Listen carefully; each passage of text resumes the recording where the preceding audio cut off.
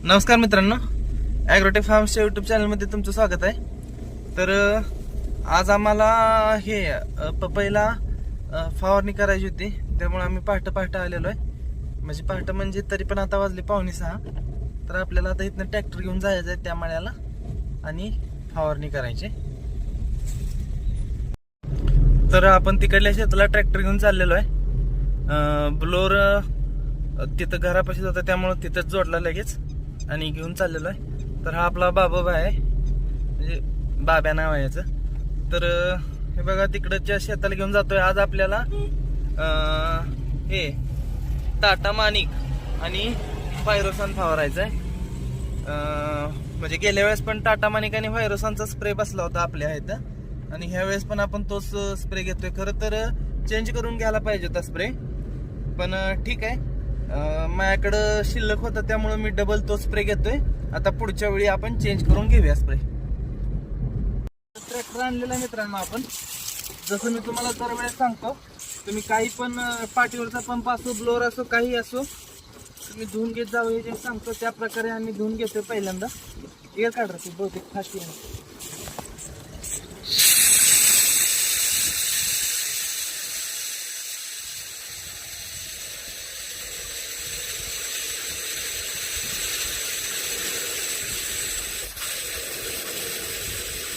Air काढलं नसल्यामुळे पाणी इथं फास्ट येणं झालंय. ते काढल्यानंतर फास्ट यायला चालू. हां, थोडंसं वाढलेलं आहे प्रेशर. तर ते आधी धुवून घेतोय ब्लोअर मी.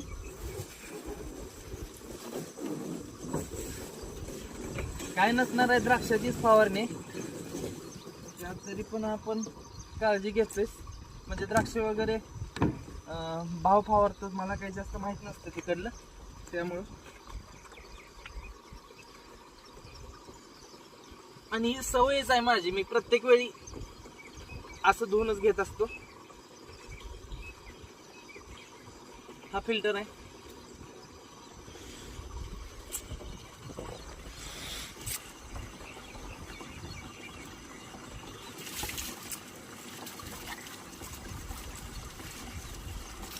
फिल्टर पण सारखा धुतला ना प्रत्येक फवारणीच्या वेळी. बघा इथं काहीतरी पावडर फवारलेली आहे त्याने, तर थोडंसं त्यात फसलेली होती.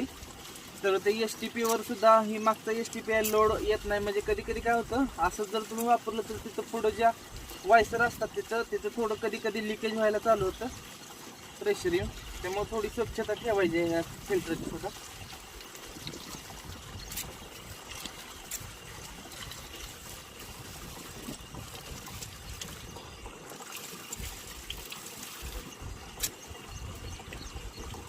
तर हे बंद करून घेऊया आणि 1-2-4 मिनटं स्प्रेयर जे आहेत मागल्या त्या अशा ह्या पाण्यानं, म्हणजे पाणी बाहेर काढून घ्यायचं, म्हणजे ते स्वच्छ होते.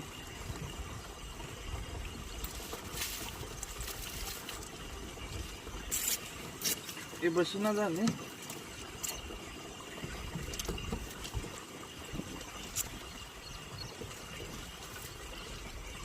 थोडं तिरकं बसलं तरी पण प्रॉब्लेम येतो, पुन्हा ते गळणार. त्यापेक्षा व्यवस्थित बसवायचं.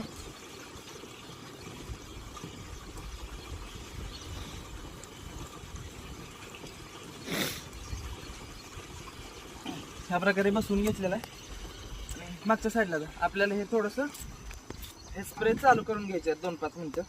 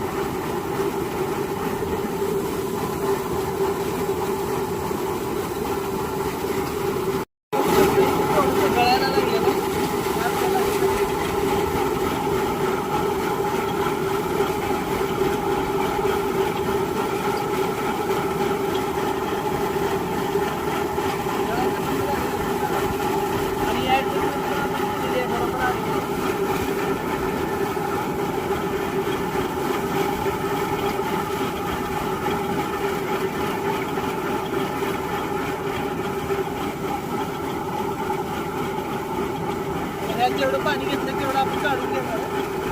त्याच्यानंतर काय औषध बनवणार. तर मित्रांनो, आम्ही ब्लोअर भरायसाठी आलो आणि लाईटचं टायमिंग होतं तरी पण लवकर लाईट गेली.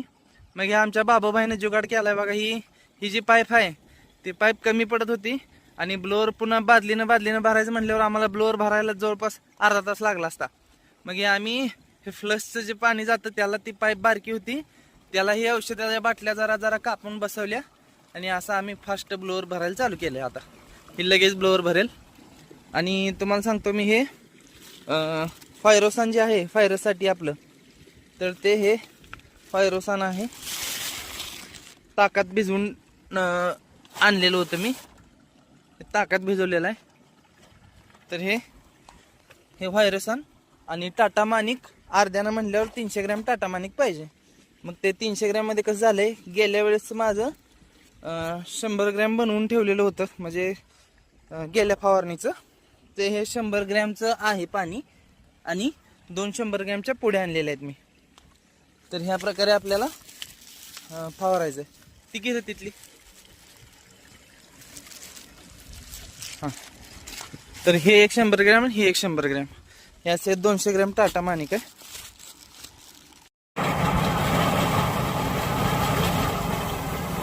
तर बघू शकता मित्रांनो, हा अशा प्रकारे आपला स्प्रे होतोय.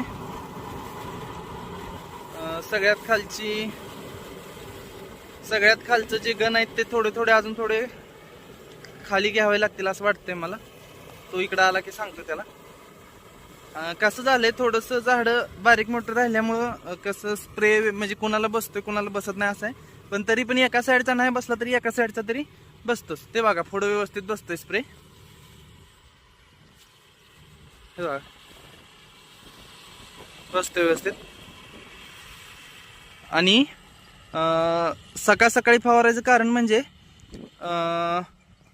कसं होतंय, आता आषाढ चालू असल्यामुळे काय होतंय, सकाळी 8 किंवा 9 वाजल्यापासूनच इतकं जास्त वारं सुटतंय ना की पुन्हा फवारताच येत नाही. आता सुद्धा बघू शकताय तुम्ही, वारं आहेच थोडंसं, पुन्हा फवारता पण येत नाही. सगळा स्प्रे अंगावर पण येतो आणि झाडावर पण बसत नाही स्प्रे, कुणीकडे तरी जातो वाऱ्याने. त्यामुळं आम्ही सकाळी फवारायचा प्रेफर करतो. आणि ही अशी आपली फवारणी चालू आहे. तर धन्यवाद मित्रांनो. आपली माहिती कशी वाटली हे जरूर कळवा आणि आपल्या चॅनलला जरूर सबस्क्राईब करा आणि शेतकरी मित्रांमध्ये